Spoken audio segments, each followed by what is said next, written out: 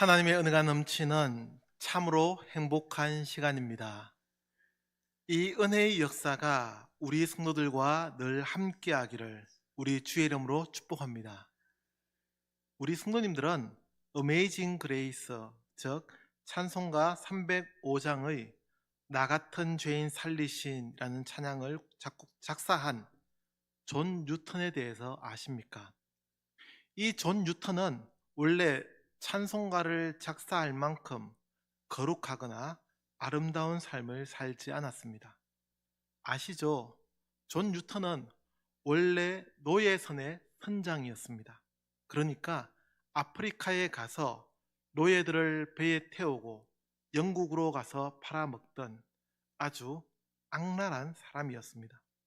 그런 그가 항해 중에 폭풍우를 만나게 되었고 죽음의 위기 앞에서 하나님의 은혜를 체험하며 회심하게 됩니다.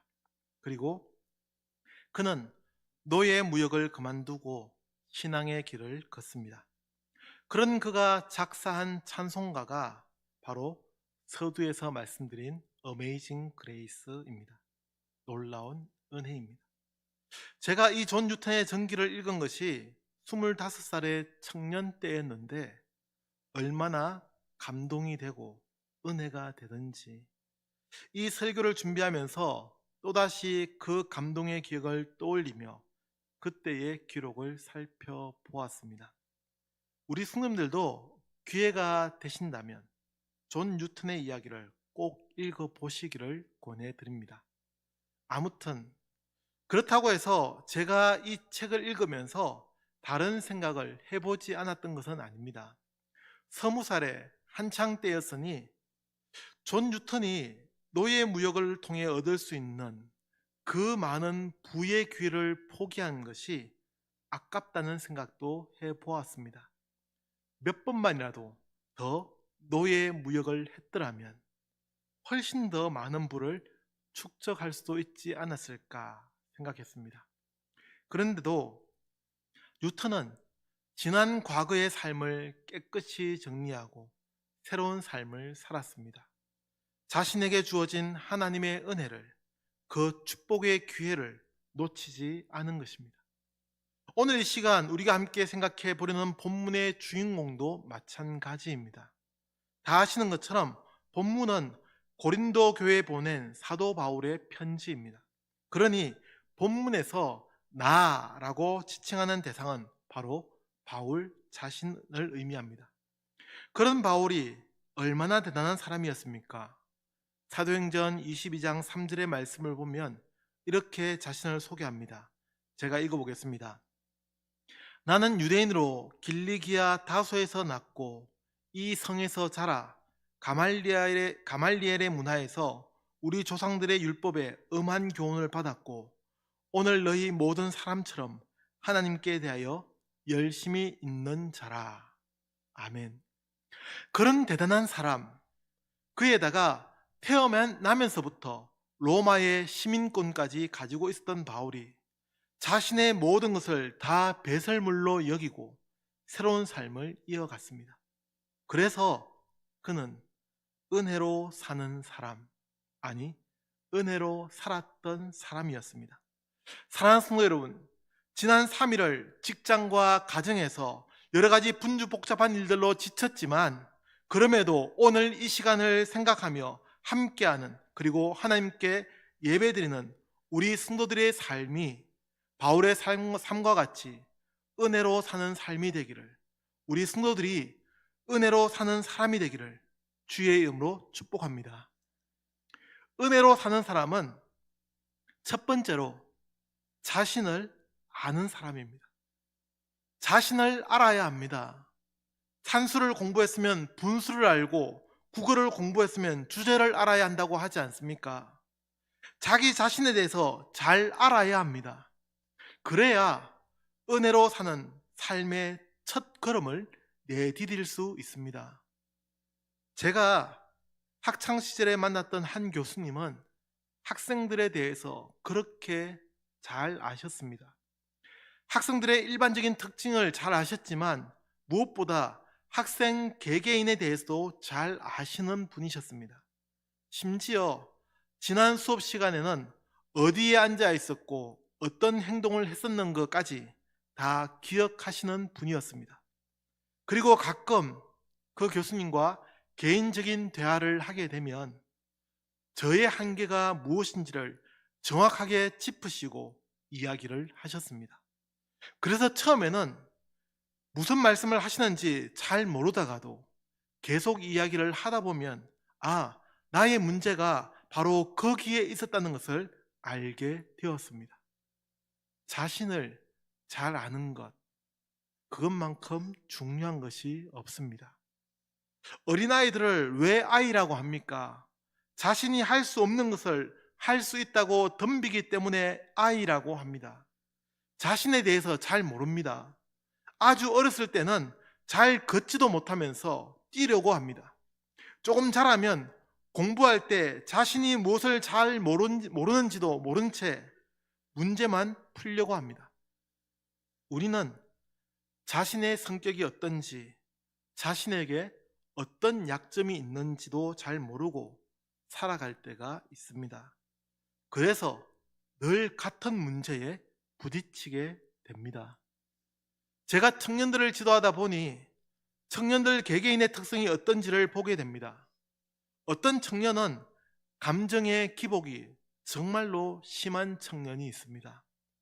그래서 어떤 때는 세상을 구할 것처럼 이야기를 하다가도 또 어떤 때는 세상 그 누구보다도 소심한 모습으로 변해 있습니다. 이런 청년의 특성을 잘 모르고 대하다 보면 낭패를 볼 때가 있지 않겠습니까? 자기 자신에게도 마찬가지입니다. 어떤 때는 그렇게 신앙생활을 열심히 하다가도 또 어떤 때는 몇 주간 잠수하듯이 교회에서 잠적하는 겁니다. 이런 자신의 모습을 알고 나면 그때부터 감정의 기복을 줄여갈 수 있습니다. 또 어떤 청년은 쉽사리 도전하지 못하는 청년도 있습니다. 꼼꼼하고 완벽주의라서 그런 것도 있지만 이런 청년은 도전해 보는 것이 중요합니다. 한번 해보아야 자신의 한계를 극복하게 됩니다. 우리 성도들은 어떻습니까? 자기 자신에 대해서 얼마나 잘 알고 있습니까? 저는 신앙생활에서도 자신을 잘 알아야 더욱 성장할 수 있다고 생각합니다. 자신을 잘 모르면 늘 같은 자리에서 맴돌 뿐입니다. 안데르슨의 동화 미운 오리 새끼라는 이야기가 있지 않습니까? 백조가 오리하고 함께 있을 때는 자기 자신에 대해서 잘 몰랐습니다. 오히려 자신은 오리에 비해 이상하다고 느꼈을 뿐입니다. 그러나 자신이 백조임을 알게 되는 순간 그는 창공을 향해 날아오르게 됩니다. 함께 읽은 본문의 말씀, 이 말씀에서 바울의 모습을 보십시오. 그는 9절에서 자신을 이렇게 표현합니다. 함께 읽겠습니다. 9절 말씀입니다. 시작. 나는 사도 중에 가장 작은 자라.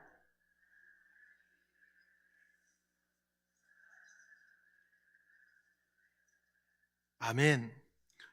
그는 자신의 문제가 무엇인지 알고 있었습니다. 그는 한때 유대인으로서 성도들을 박해하였습니다. 그러한 자신에 대한 분명한 고백이 있었기에 그는 하나님의 은혜를 더 고백하게 됩니다. 사도라 칭함받기를 감당하지 못할 자라. 한번 상상해 보십시오. 바울이 스스로 사도라는 직함을 요구하고 자신을 내세우려 했다면 초대교회가 어떻게 되었겠습니까? 혼란에 빠졌을 겁니다. 서로가 자기 자리 찾느라 다툼이 끊이지 않았을 텐입니다. 베드로는 예수님의 수제자였다는 것과 예수님의 직접적인 제자였음을 가지고 자신을 내세우고, 야고보는 예수님의 형제라는 것으로 자신을 내세우지 않았겠습니까? 거기에다가 바울은 로마 지역을 다니며 선교하고 교회를 세웠다는 것으로 자신을 내세웠다면 그야말로 교회는 4분 5열 될 수밖에 없었을 겁니다. 그러나 바울은 그러지 않았습니다. 바울만이 아니라 당시 교회 지도자들이 그러지 않았습니다. 빌립보서 2장 3절의 말씀과 같이 각각 자기보다 남을 더 낮게 여기고 남을 더 낮게 여기며 섬겼습니다. 저는 우리 포항송도교회가 이런 모습을 잃지 않기를 기대합니다. 그래서 자신을 잘 알아야 합니다. 자신이 얼마나 부족한 사람인지, 자신이 얼마나 연약한 사람인지를 안다면 결코 문제가 생겨나지 않습니다. 자신을 잘 모르고 그래도 나 정도면 괜찮지라는 생각이 있기에 문제가 생기고 은혜는 사라지는 겁니다. 다시 말씀드립니다. 왜 자신을 잘 아는 것이 중요합니까? 자기의 능력, 자기의 모습에 집중하게 되면 하나님의 은혜가 아니라 자기의 능력에 따른 당연한 결과라고 생각하기 때문에, 그렇게 착각하기 때문에 중요합니다. 자기 자신의 부족함을 고백하는 사람만이 하나님의 은혜임을 잊지 않고 살아가게 됩니다. 오늘도 교회를 해서 많은 문제를 일으키는 사람들이 어떤 문제를 가지고 있습니까? 왜 나를 몰라주냐는 겁니다. 내가 이 정도 신앙생활을 하면 좀 알아줘야지, 나를 인정해 주지 않는다고 불평하고 문제를 일으킵니다. 내가 30년 혹은 50년 이 교회를 섬겼으면 내 자리 정도는 인정해 줘야 되는데 그러지 않는다고 문제를 일으키고 소란스럽게 합니다. 사랑하는 성도 여러분, 자기 자신에 대해서 잘 아는 성도, 자신의 부족함을 오늘도 주님 앞에서 솔직함으로 고백하는 성도들이 되어서 하나님의 은혜로 살아가는 삶이 되기를 주의 이름으로 축복합니다. 두 번째로, 은혜로 사는 사람은 모든 것이 하나님께 있음을 믿어야 합니다. 같이 하겠습니다. 모든 것이 하나님께 있습니다.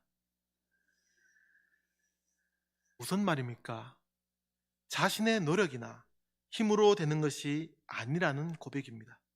지금의 내 모습이 나의 힘으로, 나의 노력으로 이루어진 것이라고 생각한다면 그 사람에게는 하나님의 자리가 있을 수 없습니다. 그렇지 않겠습니까? 하나님의 은혜라고 고백할 것이 뭐가 있겠습니까? 내가 노력해서 이룬 결과라고 생각하는데 하나님이 함께하고 있다는 고백이 있을 수 없게 됩니다. 바울의 모습을 다시 보시죠. 10절의 말씀입니다. 10절 말씀 앞부분을 보시면 그러나 내가 나된 것은 하나님의 은혜로 된 것이니 라고 합니다. 오늘의 내 모습이 하나님의 은혜임을 고백하는 겁니다. 이 고백은 교차되는 내용입니다. 모든 것이 하나님께 있음을 알기에 하나님의 은혜라고 고백하는 것이고, 또 하나님의 은혜임을 믿기에 모든 것이 하나님께 있음을 고백하는 것입니다. 다시 말씀드립니다.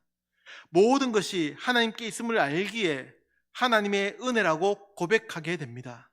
그러나 동시에 하나님의 은혜가 함께하고 있음을 믿기에 모든 것이 하나님께 있음을 고백하게 됩니다. 바울은 그런 모습으로 살았습니다. 그는 자신의 모든 것이 하나님께 있음을 잊지 않았습니다. 왜 이토록 이 고백이 강조되어야 합니까? 이 고백이 없는 사람은 늘 자신의 힘과 노력으로 무엇을 이루려 합니다. 그것이 더 발전되면 자신만이 할 수 있다는 생각으로 이어지는 겁니다. 교회를 섬기다 보면 자신의 지분을 주장하는 분을 가끔, 아주 가끔 보게 됩니다. 우리 포항 성도교회에는 이런 분이 없는 줄로 믿습니다. 별로 인정하는 분이 많지 않은 것 같은데 우리 교회에는 이런 분이 하나도 없어야 합니다. 지분을 주장한다는 말이 무슨 의미입니까? 이 교회를 내가 세웠다는 겁니다. 내가 내가 했다는 겁니다. 제가 섬겼던 교회 중에 대구에 충성교회가 있습니다. 혹시 아십니까? 지금은 2,000명이 넘는 교회로 성장했는데 제가 그 교회에 있을 때는 600명에서 1,000명으로 성장해 가던 시기였습니다. 그리고 교회 건물이 없었습니다. 상가에 5층부터 7층까지 임대해서 사용하던 교회였습니다. 그러니 시간이 지날수록 교인은 많아지고 장소에 대한 고민이 깊어질 수밖에 없었겠죠. 결국 교회를 건축하기로 하고 함께 힘을 모았습니다. 그런데 당시 목사님께서는 부유한 몇 사람이 과도하게 헌금하지 못하도록 하셨습니다. 왜인 줄 아십니까? 저희도 교육자들도 궁금해서 목사님께 물었습니다. 여쭤보았습니다. 목사님, 몇 분이 큰 금액의 헌금을 한다면 교회를 건축하는데 도움이 되지 않겠습니까? 라고 물었습니다. 그랬더니 그렇게 되면 우리의 교회가 아니라 그 사람의 교회가 된다고 말씀하셨습니다. 나중에는 지분을 찾으려 한다는 이야기였습니다. 물론 많은 교회 성도들은 큰 헌신을 하셨습니다. 이름도 없이 빚도 없이 신앙생활을 그리고는 잘 하고 계십니다. 그러나 아주 가끔은 그런 분들이 계시기에 그 목사님은 우려한 나머지 그런 결정을 했었습니다. 우리의 신앙생활에서도 늘 이런 위험을 마주하게 됩니다. 하나님 앞에 설 때에 우리는 어떤 고백으로 설 것인지를 생각해야 합니다. 나의 노력으로 이루어낸 결과라고 자부할 것인지 아니면 하나님께서 인도해 주신 결과라고 고백할 것인지 우리 성도님들은 어떤 모습이 되기를 원하십니까? 몇 번입니까? 1번입니까? 아니면 2번입니까? 바울과 같이 나의 모든 것이 하나님께 있음을 고백하는 성도가 되기를, 그 고백으로 하나님의 은혜로 살아가는 우리 포항 성도교회 성도들이 되기를 주의 이름으로 축복합니다. 마지막으로 은혜로 사는 사람이 되기 위한 세 번째는 더 많이 수고해야 합니다. 부단히 노력해야 합니다. 가만히 있으면 안 됩니다. 그런데 그러고 보면 이 세 번째 이야기가 두 번째 이야기와 반대되는 것처럼 생각되기도 합니다. 두 번째에서는 자신의 힘과 노력으로 되는 것이 아니라고 해놓고서는 세 번째 와서는 더 많이 수고하고 노력하라니 뭔가 앞뒤가 맞지 않는 것처럼 느껴집니다. 그런데 그렇지 않습니다. 더 많이 수고하고 노력한 사람은 그것까지도, 그 수고까지도 하나님의 은혜였음을 알게 됩니다. 다시 본문 10절의 말씀을 보십시오. 10절 말씀을 한 번 더 같이 읽겠습니다. 시작. 그러나 내가 나된 것은 하나님의 은혜로 된 것이니 내게 주신 그의 은혜가 헛되지 아니하여 내가 한 것이 아니요 오직 나와 함께 하신 하나님의 은혜로라. 아멘. 무엇이라고 합니까? 중간 부분을 보시면 내가 모든 사도보다 더 많이 수고하였으나 라고 합니다. 저는 바울의 이 고백이 자신을 알아달라고 하는 얘기가 아니라고 생각합니다. 자신을 알아달라는 것이 아니라 자신이 이토록 노력하고 있다는, 그러니 고린도 교회의 성도들도 더 노력해야 한다는 권면의 말씀입니다. 실제로 우리는 성경의 말씀을 통해 바울이 어떤 삶을 살았는지 알 수 있습니다.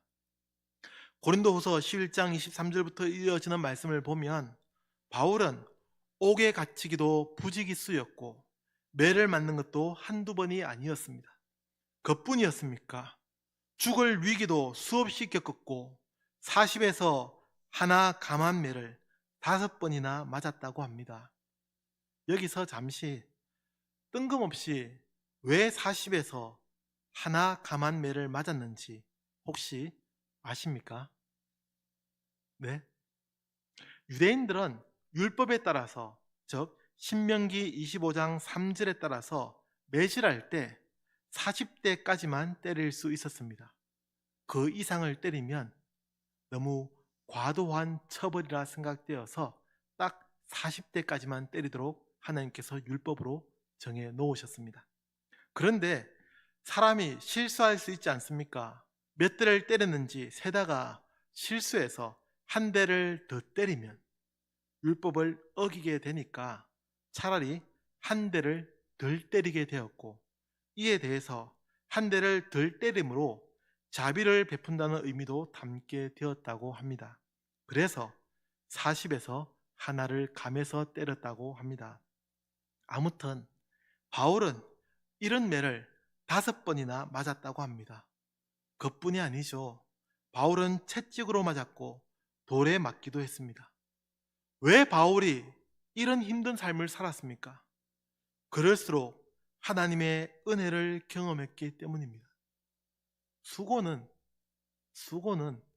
수고로 끝나는 것이 아니라 하나님의 은혜가 있다는 얘기입니다.